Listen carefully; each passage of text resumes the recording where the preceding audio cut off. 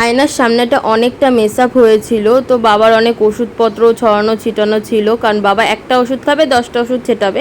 তো এটা আমার রোজকার ডিউটি বলতে পারো। যাই হোক, বাবাকে অনেক বলা সত্ত্বেও বাবা এই জিনিসটাই করে রাখে।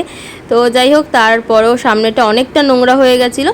তো এই জায়গাটাকে খুব সুন্দর করে গুছিয়ে রাখলাম। আর দুটো না আমি চিরুনির হোল্ডার বলো বা ব্রাশ হোল্ডার বলো, তো এরকম নিয়ে এসছে আমি বিশাল থেকে। তো আমি ব্রাশ, টেলকম এইগুলোকে আর কিছু চিরুনি এইগুলোকে মানে দুটো আলাদা আলাদা করে রাখছি, যাতে আমার ইজি হয় জিনিসগুলো খুঁজতে।